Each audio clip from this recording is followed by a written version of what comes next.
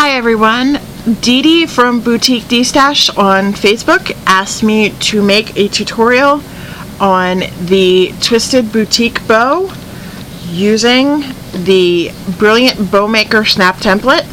This is the 7/8 one. It'll be the same using any of the other ones. I just use the 7/8.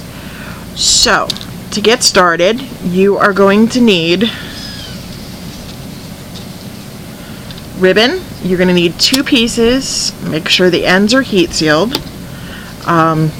You can use, I use 24 inches of ribbon. Some people use 21, 22. It's up to you.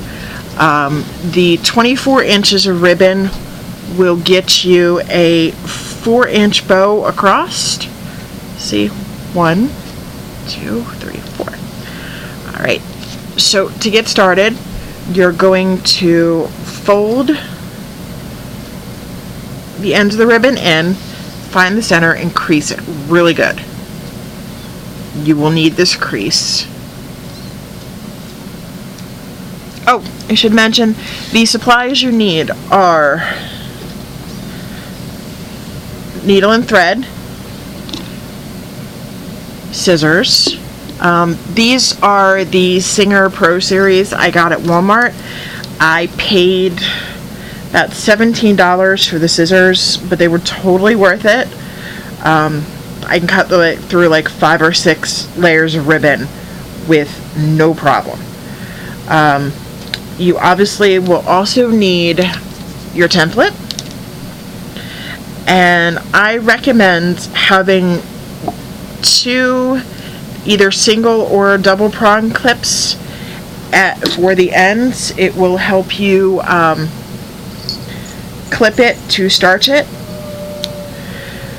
So to begin, unfold your ribbon.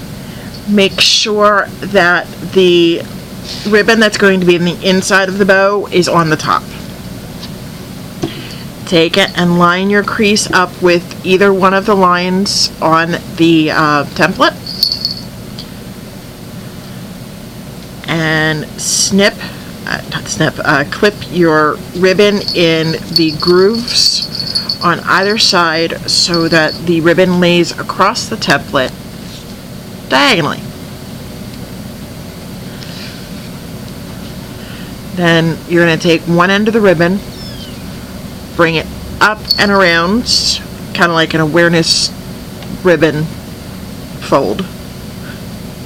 Place it in the middle of the template, right over the crease. Snap the ends in like that. I'm going to do the same for the other side.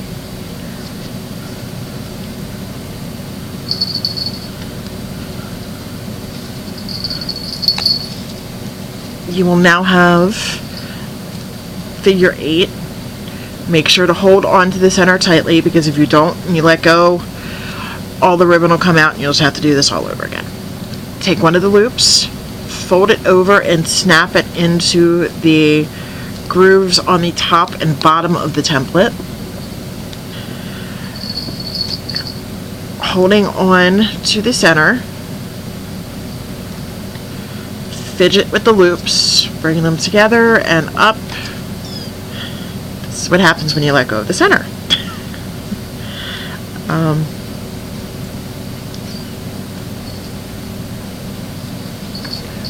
Bring the loops up like that.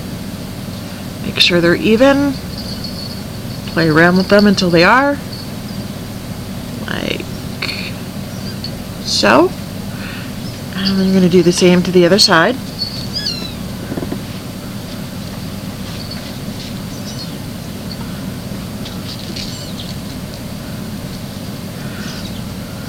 The little squeaking and bell sounds you hear is my 6-week-old kitten, who has decided now is the perfect time to climb up mommy's leg.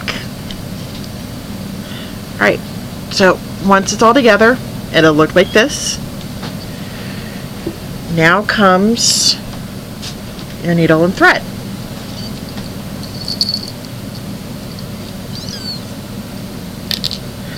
Of course, my needle and thread doesn't want to behave itself. you're going to sew all along in this channel. And it's just simple stitches. You don't need to be a whiz at sewing. Make sure there's a knot at the end of your thread, obviously. I can't tell you how many times I've tried to sew and realized there wasn't a knot when I pulled the whole thread out. So you're just going to sew in and out along that channel. This helps hold your bow together.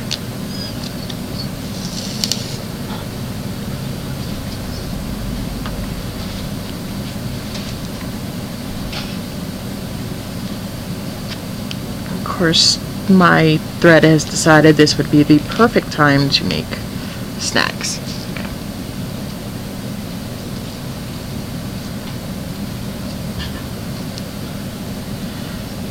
Sewing up the center, this attaches all of those little ends and the loops and all that together.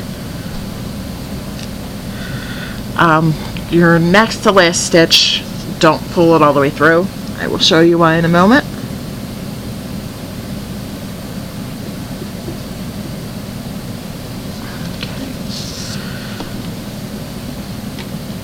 You're going to want to take one side of the thread, wrap it around the needle a few times,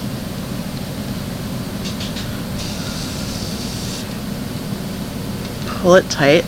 That forms a knot, like so. Now you want to unclip all of the ribbon from the template.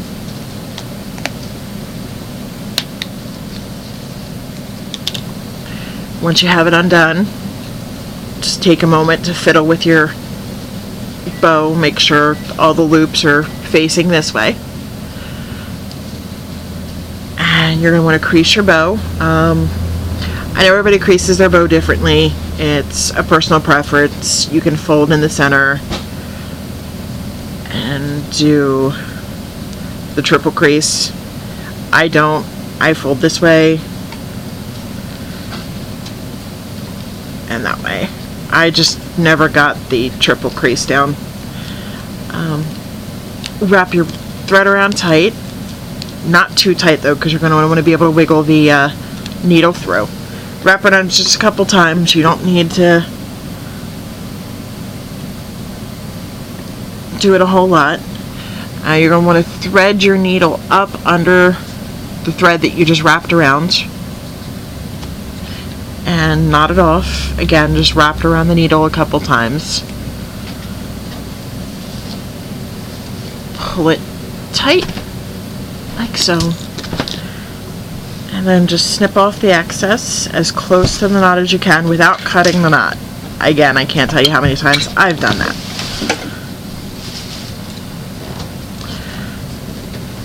Pull your bow and fiddle with the loops. Get it as loopy as you want.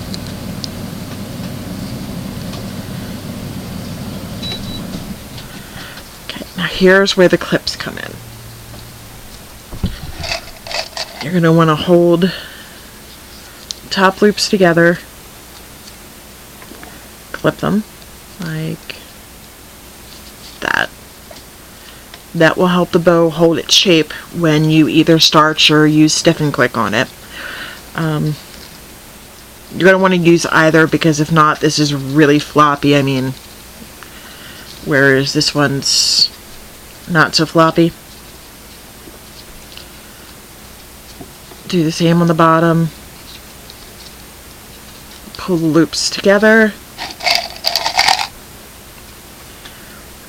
And clip. It's really a personal preference on whether or not you want to clip in the front or the back.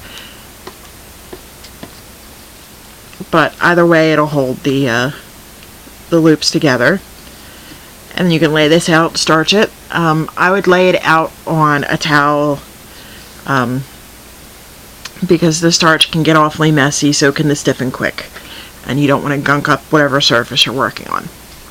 But that is how you make the twisted boutique bow with the template, and it comes out looking like that.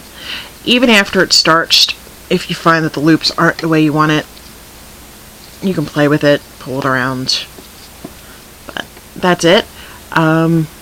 Hope this helps Dee, and thank you for watching.